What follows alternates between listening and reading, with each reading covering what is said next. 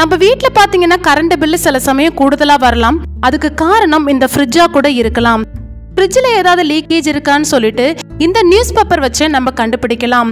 அது மட்டும் இல்லாம நம்ம வீட்ல இருக்க ஃப்ரிட்ஜ்ல வாசர் கரெக்டா இருக்கான்னு சொல்லிட்டு கண்டிப்பா செக் பண்ணிக்கோங்க. அது மட்டும் இல்லாம இந்த வீடியோல வந்து நம்ம மாசங்கள் ஆனாலும் இந்த ஃப்ரிட்ஜை கிளீன் பண்ணாம எப்படி யூஸ் பண்ணலாம், எப்படி நீட்டா வந்து மெயின்டைன் பண்ணலாம், அந்த வாசர்ல உள்ள அழுக்கெல்லாம் எப்படி வந்து கிளீனா நீட் பண்ணி எடுக்கலாம் அப்படின்னு சொல்லிட்டு நிறைய டிப்ஸ் வந்து ஷேர் பண்ணியிருக்கேன். நம்ம ஃப்ரிட்ஜை பார்த்தீங்கன்னா கிளீன் பண்ணும் போது வாசரை கிளீன் பண்ண மறந்துடுவோம்.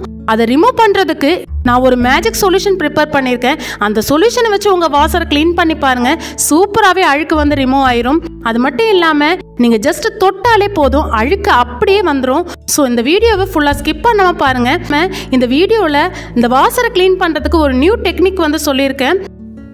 ஸோ அதை ஃபாலோ பண்ணி உங்களோட வாசரை வந்து சுத்தமாக க்ளீன் பண்ணி எடுத்துடலாம்.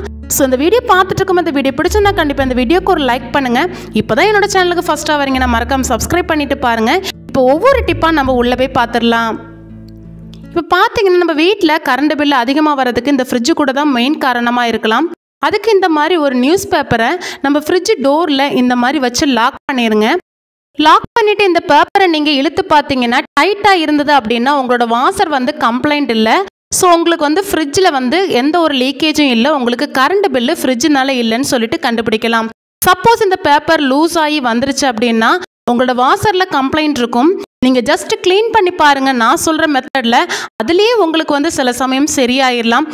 வாசரை க்ளீன் பண்ணதுக்கு அப்புறமும் இந்த பேப்பர் வந்து லூஸாக வருது அப்படின்னா கண்டிப்பாக உங்கள் ஃப்ரிட்ஜ் வாசரில் கம்ப்ளைண்ட் இருக்குது. ஸோ நீங்கள் வாசரை வந்து கண்டிப்பாக வந்து சேஞ்ச் பண்ணிடணும். வாசர் வந்து லூஸாக இருக்கிறதுனால நம்மளுக்கு வந்து கூலிங் வெளியே வரலாம். அதனால கம்ப்ரஸர் வந்து கூடுதலாக ஓடுறதுனால நம்மளுக்கு வந்து எலக்ட்ரிசிட்டி பில் வந்து கூடுதலாக வரும். நெக்ஸ்ட் எலக்ட்ரிசிட்டி பில் வந்து ஃப்ரிட்ஜினால கூடுதலாக வரக்கூடிய காரணம் பார்த்தீங்கன்னா நம்ம ஃப்ரிட்ஜில் வந்து வேஸ்ட் பின் மாதிரி இந்த மாதிரி ஸ்டஃப் பண்ணி வைக்கிறதுனால, இந்த மாதிரி நீங்கள் ஸ்டஃப் பண்ணி வச்சாலே உங்களுக்கு கரண்ட் பில்லு கூடுதலாகவே ஓடும் ஃப்ரிட்ஜினால. ஸோ கண்டிப்பாக இந்த மாதிரி நீங்கள் பண்ணாமல் உங்களுக்கு தேவைக்கான பொருளை மட்டும் நீங்கள் வச்சு ஸ்டோர் பண்ணி யூஸ் பண்ணிங்கன்னா கண்டிப்பாக உங்களுக்கு கரண்ட் பில் வந்து கூடுதலாக வராது. இப்போ வாங்க ஒரு சொல்யூஷன் ப்ரிப்பேர் பண்ணி நம்ம இந்த ஃப்ரிட்ஜை எப்படி சுத்தமாக க்ளீன் பண்ணலாம், வாசரை எப்படி சுத்தமாக க்ளீன் பண்ணலான்னு சொல்லிட்டு பார்க்கலாம். இப்போ அதுக்கு ஒரு பவுலில் வந்து நான் வந்து எலுமிச்சம்பழம் வந்து எடுத்திருக்கேன்.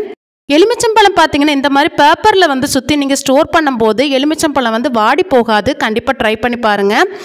நம்ம எடுத்து வச்சிருக்க இந்த எலுமிச்சம்பழத்தை ஜூஸை மட்டும் எடுத்துக்கலாம். இதை ரெண்டாக கட் பண்ணி கொட்டையெல்லாம் ரிமூவ் பண்ணிவிட்டு ஜூஸை மட்டும் எக்ஸ்ட்ராக்ட் பண்ணி எடுத்துக்கோங்க. நம்ம இந்த மாதிரி ஃப்ரிட்ஜில் ஸ்டோர் பண்ணி வைக்கிறதுனால பார்த்தீங்கன்னா ஜூஸ் வந்து கம்ப்ளீட்டாக நம்மளுக்கு வந்துடும், சக்கை மட்டும்தான் இருக்கும். நீங்கள் வெளியே ஸ்டோர் பண்ணுற லெமனை வந்து புழிஞ்சிங்கன்னா இந்த மாதிரி நம்மளுக்கு வந்து வராது, கொஞ்சம் வந்து ஜூஸ் வந்து அந்த தோல்லேயே வந்து தங்கிடும்.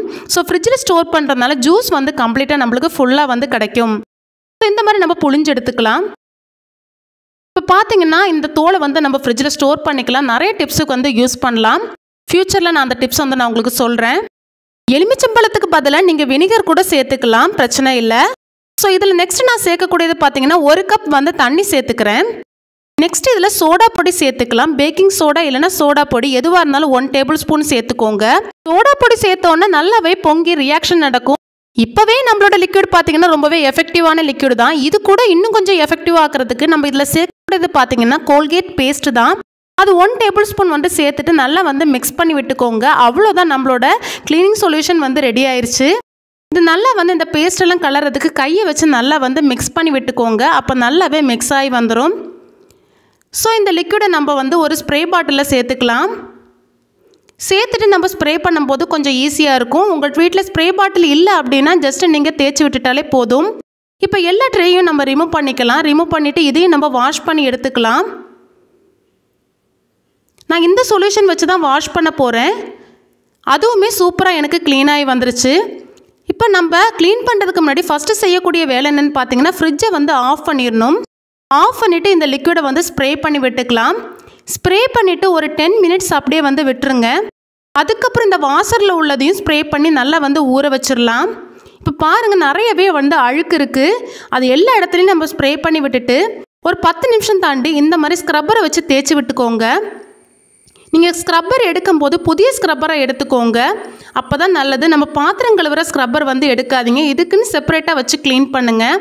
இப்போ ஜஸ்ட் நீங்கள் இந்த லிக்விடை வச்சு ஜஸ்ட் தேய்ச்சாலே சூப்பராகவே உங்களுக்கு க்ளீன் ஆகிறது தெரியும். அந்த வாசர்லலாம் பார்த்தீங்கன்னா நிறையவே வந்து அழுக்கு பிடிச்சிருக்கும்.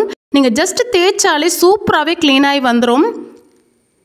ஸோ இந்த வாசரில் பார்த்தீங்கன்னா நிறைய வந்து டஸ்ட் இருக்கும், அதை க்ளீன் பண்ணுறது கஷ்டம்.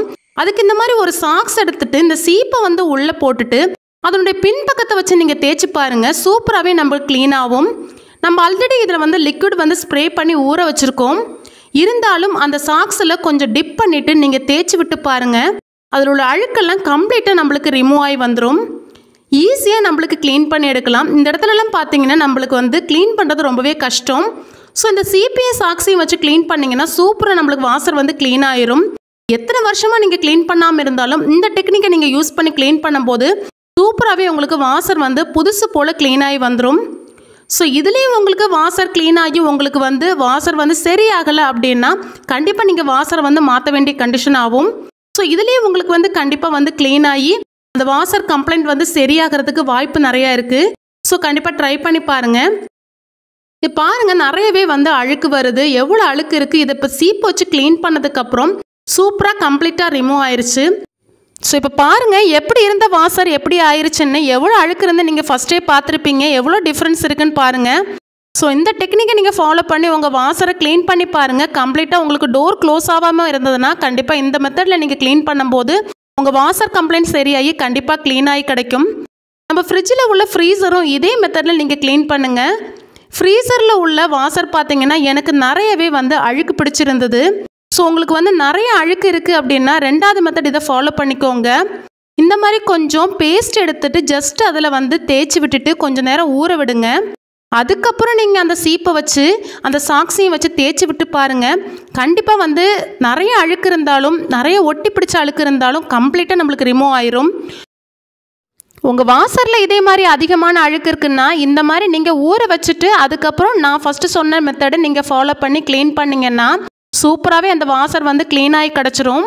ஸோ இதில் பார்த்தீங்கன்னா நான் உங்களுக்கு லைவாக வந்து அந்த சவுண்டை காட்டுறேன். உங்களுக்கு வந்து டிஃப்ரென்ஸ் நல்லாவே தெரியும், புதுசு போல் க்ளீன் ஆயிடுச்சு.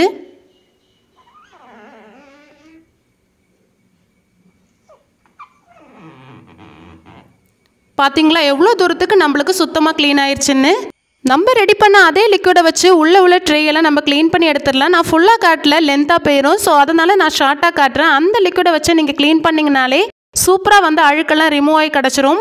ஸோ இதை க்ளீன் பண்ணி நம்ம வாஷ் பண்ணி எடுத்துடலாம்.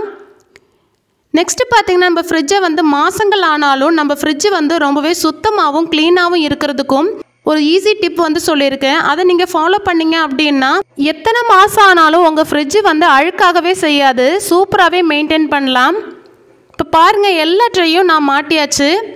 சில சமயம் ஃபுட் ஐட்டம் வைக்கும்போது அதில் சிந்திரும், அதனால் நம்மளுக்கு மாதம் ஒரு முறை க்ளீன் பண்ணும்போது ரொம்பவே கஷ்டமாக இருக்கும்.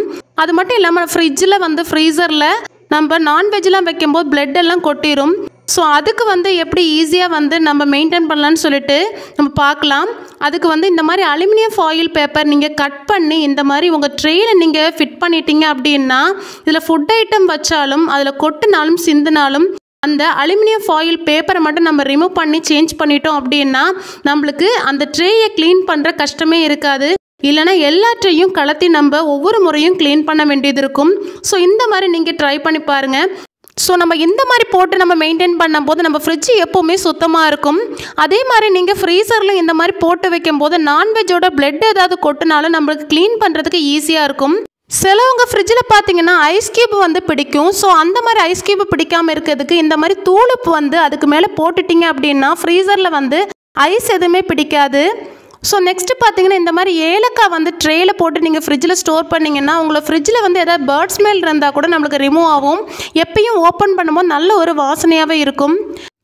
அலுமினியம் ஃபாயில் பேப்பருக்கு பதிலாக இந்த மாதிரி ஆன்லைனில் ஷீட் விற்கிது ஃப்ரிட்ஜுக்காகவே. அந்த ஷீட்டு கூட நீங்கள் யூஸ் பண்ணால் கூட உங்கள் ஃப்ரிட்ஜ் வந்து அடிக்கடி க்ளீன் பண்ண வேண்டிய அவசியம் இருக்காது, சுத்தமாகவே மெயின்டைன் ஆகும். நம்ம ஃப்ரிட்ஜில் ஃப்ரீசரில் பேர்ட் ஸ்மெல் வரும் நம்ம நான்வெஜ்லாம் வைக்கிறதுனால. அதனால் இந்த மாதிரி ஒரு கப்பில் காஃபி பவுடர் போட்டுட்டு நீங்கள் இந்த மாதிரி வச்சிட்டிங்க அப்படின்னா பேர்ட் ஸ்மெல் எல்லாமே அப்சர்வ் ஆயிரும். எப்போவுமே ஃப்ரீசர் வந்து ஃப்ரெஷ்ஷாக இருக்கும். கண்டிப்பாக ட்ரை பண்ணி பாருங்கள் இந்த டிப்பு கூட. நம்ம வீட்டில் குழந்தைங்க இருந்தாங்கன்னா இந்த மாதிரி டோரை வந்து அடிக்கடி ஓப்பன் பண்ணுவாங்க. அதனால கூலிங் வந்து அதிகமாகவே வெளியே போக சான்ஸ் இருக்குது. அதுக்கப்புறம் திருப்பியும் வந்து கம்ப்ரஸர் ஒர்க் ஆகும். ஸோ அந்த மாதிரி வந்து கூலிங் லாஸ் ஆகாமல் இருக்கிறதுக்கு இந்த மாதிரி பவுலில் கொஞ்சமாக ஐஸ் கியூப் போட்டு நீங்கள் டோர் சைடில் எதாவது வச்சிட்டிங்க அப்படின்னா அடிக்கடி நம்ம ஓப்பன் பண்ணும்போது கூலிங் லாஸ் ஆகாது. நம்மளுக்கு வந்து கரண்ட் பில்லு வந்து அதிகமாகவே மிச்சம் ஆகும். ஸோ நம்மளாக இருந்தாலும் ஃபுட் எடுத்துகிட்டு ஓப்பன் பண்ணும்போது நிறையவே வந்து கூலிங் வந்து லாஸ் ஆகும். ஸோ இந்த மெத்தட் நீங்கள் ஃபாலோ பண்ணும்போது அந்த கூலிங் லாஸ் ஆகிறத நம்ம தடுக்கலாம். இன்னைக்கு நான் ஃப்ரிட்ஜை பற்றி சொன்ன விஷயங்கள் எல்லாருக்குமே யூஸ்ஃபுல்லாக இருந்திருக்கும். இதனால் உங்களுக்கு கரண்ட் பில்லு மிச்சப்படுறதுக்கு நிறையவே வாய்ப்பு இருக்குது. ஸோ நான் சொன்ன டிப்ஸ் எல்லாமே நீங்கள் ஃபாலோ பண்ணி நீங்கள் உங்கள் ஃப்ரிட்ஜை க்ளீன் பண்ணி மெயின்டைன் பண்ணிட்டு வாங்க. கண்டிப்பாக உங்கள் கரண்ட் பில்லு மிச்சப்படும். அது மட்டும் இல்லாமல் புதுசு போல் மெயின்டைன் ஆகும். ஸோ இந்த வீடியோ அவ்வளோதான். இந்த வீடியோ யூஸ்ஃபுல்லாக இருந்து நினச்சிங்கன்னா கண்டிப்பாக இந்த வீடியோக்கு ஒரு லைக் பண்ணுங்கள். உங்கள் ஃப்ரெண்ட்ஸ் அண்ட் ஃபேமிலிக்கு ஷேர் பண்ணுங்கள். மறக்காமல் சப்ஸ்கிரைப் பண்ணி வச்சுக்கோங்க. தேங்க்யூ.